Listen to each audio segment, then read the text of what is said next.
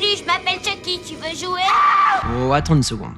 Je sais que t'as vu la durée de cette vidéo. Alors tu te dis que ce mec va te parler de Chucky en quelques minutes, comme il l'a déjà fait avec The Thing, mais quel gros connard. Alors oui, on va parler de Chucky en quelques minutes, mais on va surtout aborder la vision du scénariste sur son film. Salut, j'aime bien comme Dorlotte. Et ça commence par cette pub. My buddy, my buddy, my buddy, my buddy, wherever I go, he goes. My buddy, my buddy, my buddy, my buddy, I'll teach him everything. Car en réalité, derrière l'image de Chucky, se cache quelque chose de bien plus profond.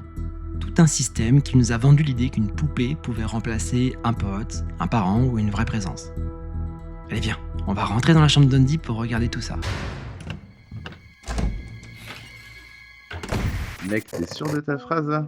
Ça fait un peu bizarre, non? Ouais, j'avoue que cette phrase, faudrait peut-être éviter de la sortir de son contexte. Alors on n'a qu'à commencer par ce gars. Ce gars, c'est Don Mancini, c'est le scénariste dont je vous parle. Et en 1988, c'est un pur inconnu, qui écrit un truc qui s'appelle encore aujourd'hui Blood Buddy. Blood Buddy, c'est l'histoire de Chucky, mais dans une version bien plus psychologique. Par pure solitude, le petit Andy fait un pacte de sang avec sa poupée. Résultat, Chucky devient l'extension de sa propre rage. Il massacre physiquement ce qu'Andy déteste en secret.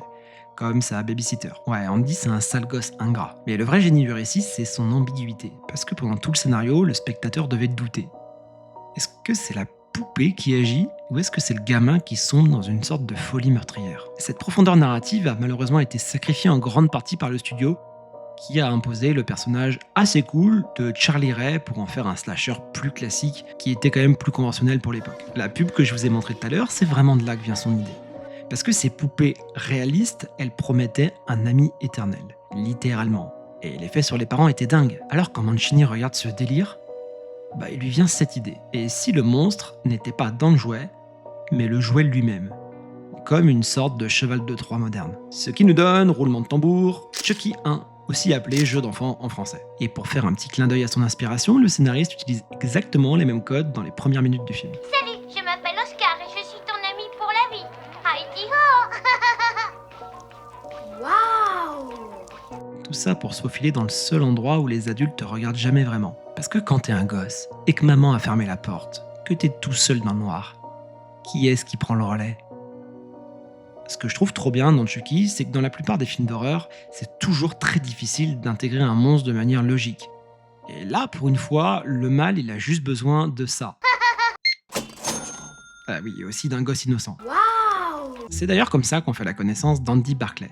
6 ans, enfant unique d'une mère célibataire qui galère.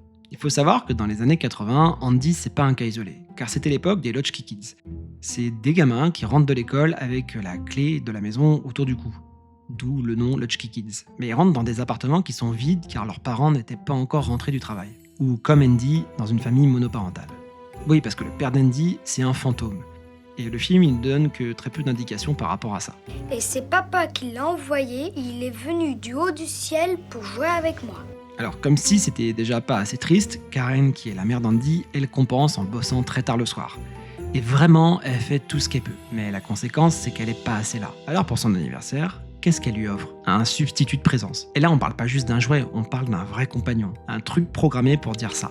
Salut, je m'appelle Chucky et je suis ton ami pour la vie. Heidi ho. Je pense que t'as compris où je voulais en venir. Parce que le film, il juge pas Karen, évidemment, ça serait une petite pute de faire ça. Non, il juge une société de consommation qui te vend des objets pour boucher des trous, pour remplacer du vide. L'absence, la solitude, enfin tout ça quoi. Du coup, on n'achète pas une poupée, on achète une excuse, une sorte de pansement industriel pour le cœur. Et le pire, c'est que ça marche putain, parce que Andy, lui, sa poupée, il l'adore. Et regardez-le. Il est mignon, il est là, il est présent, il lui répond, et il y a une relation de confiance qui s'installe. Enfin, ça, c'était valable jusqu'à ce qu'il se rende compte que Chucky, c'est un énorme psychopathe.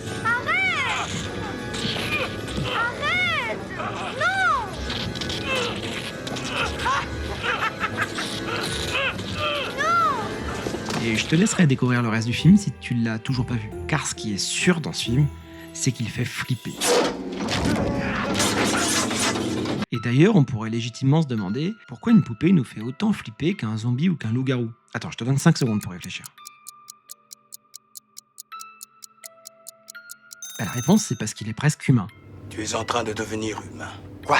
Vraiment, je t'assure, c'est une particularité de notre cerveau. En 1970, il y a un roboticien japonais qui s'appelle Masahiro Mori qui sort une théorie que j'ai déjà abordée dans une vidéo, la vallée de l'étrange. En gros, sa théorie, c'est que plus un objet ressemble à un humain, plus on l'apprécie. Jusqu'à un moment bien précis. Tiens, regarde ça. Ça, c'est le graphique qu'il a inventé. À la verticale, en ordonnée, on retrouve le niveau de sympathie.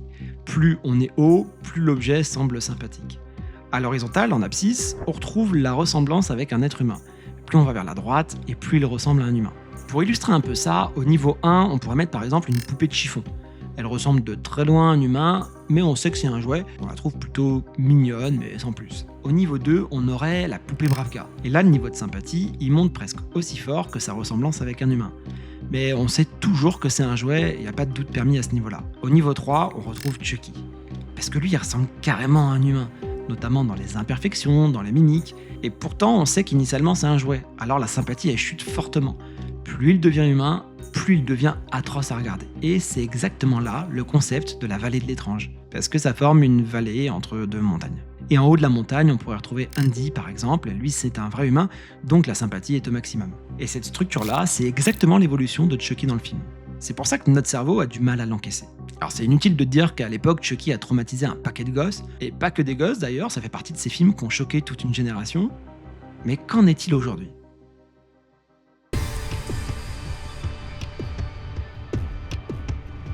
Ouais, ok, je te l'accorde. Ce que je suis en train de te montrer, ça fait pas peur. En tout cas, ça fait pas peur pour la ressemblance physique avec des humains. Mais si on y réfléchit un peu, on donne toujours des noms à nos objets. Alexa, Siri, Google.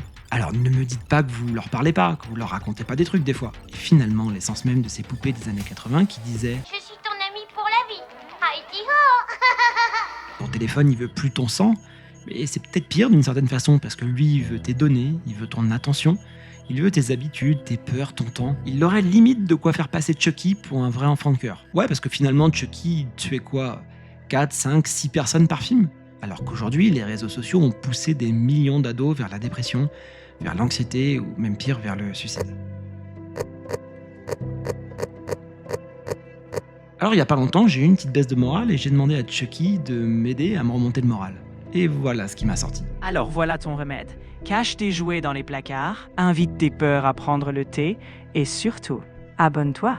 Sinon, qui sait, peut-être que je viendrai vérifier moi-même.